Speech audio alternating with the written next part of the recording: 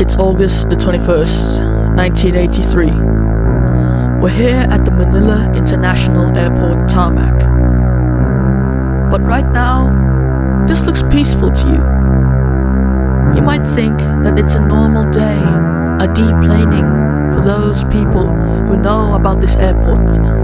But you are wrong. This is the site of the most infamous assassination ever accounted. This is a recreational documentary in which the following program may contain some actual footage, some actual news footage, and some recreational scenes. We will ask what was going on through this entire tragedy. How did it happen? Why did it end in death? And why did it ignite a revolution that ousted the then president from office in 1986? And to that, my Philippine brothers and sisters, we go ahead and ask ourselves how, what, and why there was a killing on a runway.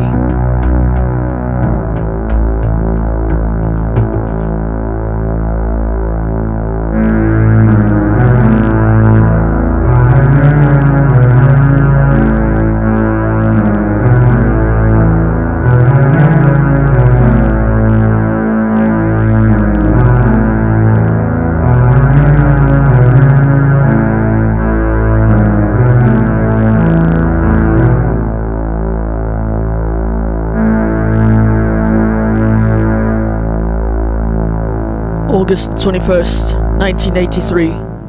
This airplane that you see flying in the sky will have an Armageddon on the loose.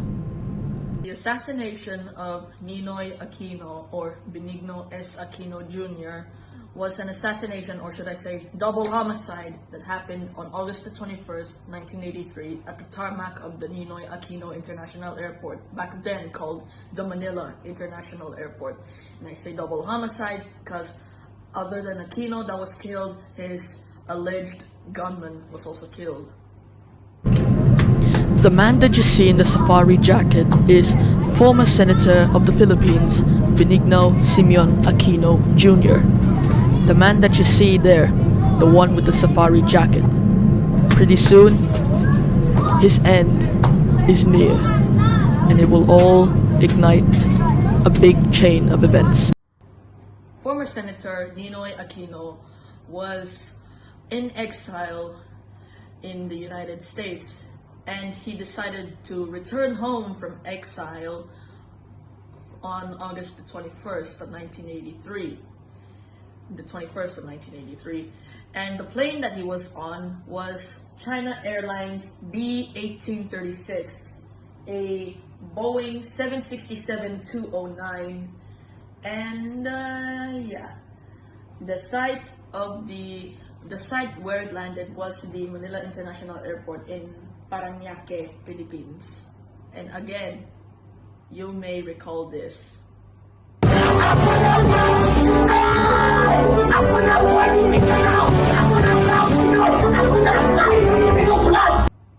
Yeah, I was a goofball.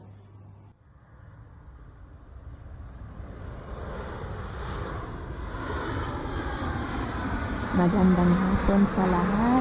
China Airlines, please welcome to the Manila International Airport, and please give yourself a round of applause, as we always do. China Airlines Flight 811 had already arrived and is now parking on the tarmac. And then, once the airplane has come to a complete halt, the ladder was placed on the doorway.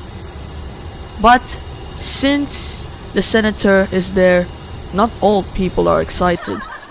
And yet, in this aircraft, while waiting for security to check, Aquino was given a final interview on the plane.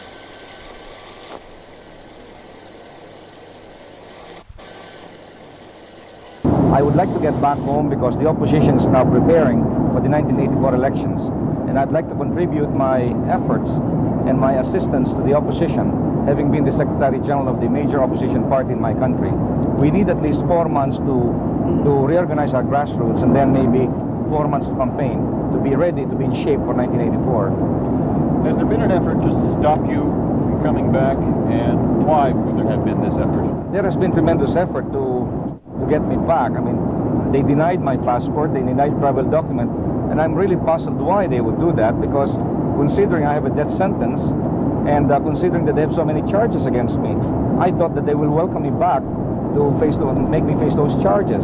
But then they brought me official communications asking me to delay my return by at least 1 month or maybe more, without any assurances that after 1 month I'll get a travel document.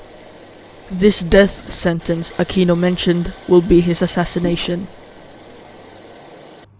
At that time in the Philippines, at that era, I think, the Philippines had already been under a dictatorship called martial law, in which the president at that time, Ferdinand Marcos, signed a document stating that he will declare the Philippines under martial law. I'm not saying mashallah, I'm saying martial law. Technically meaning, once he made it martial law, well, Marcos turned the Philippines into a dictatorship. Now remember, I don't want all of you guys in the comment section fighting over who do you support. Remember, this is just an educational video. This is an educational video. This is not a political opinion video or something. After security had checked, the Aviscom van that would take Aquino had already arrived. But not all people are happy for his arrival. Underneath of the staircase is Aquino's alleged gunman, Rolando Galman. He is carrying a .357 Magnum revolver, although it's unconfirmed. And yet, Galman is not yet confirmed to be the gunman. When Aquino arrived, the stairs had already been placed on the airplane, and then underneath of the staircase was an alleged gunman. The gunman's name is Rolando Galman. There were some conspiracy theories on why he killed Aquino, but since it's not confirmed that he is the gunman, from now on we'll just say that he is the gunman, because as of now there are no documents talking about who is the actual gunman. So the mystery of the real gunman who killed Aquino will highly remain classified to the document. But for now, we'll just use Galman since he was the only one who was there at the site. And there were some conspiracy theories surrounding that Galman was a scapegoat for another conspiracy, and that was one of, there were so many conspiracies.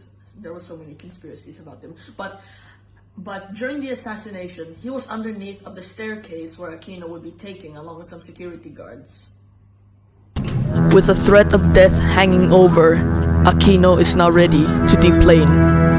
First things first is that his entourage, or should I say himself, had picked himself up from his seat 14C, and then Aquino walked down the stairs.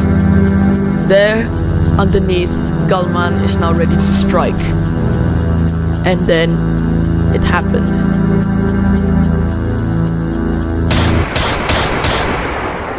With Aquino dead, it was a minor success for Galman, but not for long. Why not? Because you're about to be killed by a volley of 4 to 12 shots. Volley of 4 to 12 shots?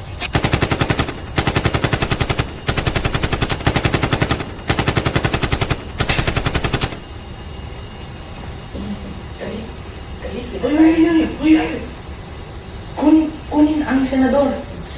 Halos buhay na siya. Sige. Aquino then rose from his seat 14C, and then in the footage that you can hear, there were some people were heard, a person was heard saying, "Ako na," and then after that, few minutes later, a person was heard yelling, "Pusila, pusila, pusila! Oh, pusila, pusila, pusila!" And then gunshots were heard. There, on the tarmac, lay 2 dead bodies. One, a senator, the other, an alleged gunman. When the gunshots were fired, 5 shots rang from Galman, and it hit Aquino in the back. And then followed by a volley of 12 shots. in which they were aimed either at Aquino or Galman. But for this context sake, but for this educational video sake, we have to, As you can see from this footage that you can see, Galman and Aquino are on the tarmac. Then Aquino's body, who is still much alive, was rushed to the nearby clinic. But unfortunately, on the airport clinic, upon arrival in the van, Aquino, 50 years old, was dead. As for Galman, his corpse was recovered and was then identified. It is still unconfirmed though if he is the gunman. Just beside Aquino was a van was an Aviscom van, and there were some security guards near the van holding pusil.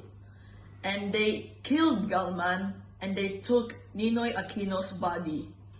Even though his body was still somewhat alive, they immediately rushed him to the nearby airport clinic. It is there when Aquino peacefully passed away from blood loss and gunshot wounds. But still, for a country that had been under dictatorship, it would still take a toll if a person was killed. The following days, on August the 31st, a funeral was held. In this photo, you can see an unembalmed Aquino wearing the same safari jacket that he was wearing. This was a request made by his widow, Corazon. And this assassination ignited the People Power Revolution in 1986. After the assassination, his widow Corazon Aquino then became his political stand-in, and in 1986 she became the new president of the Philippines. It's just like how something tragic can become a happy ending, but even though the event that made it happen was a tragic one. But regardless, So there you have it. We learned about the assassination of Ninoy Aquino, and to that we say good night, good luck, and good morrow, and thanks for watching Disasters of Yesteryear Season 2, Episode 2.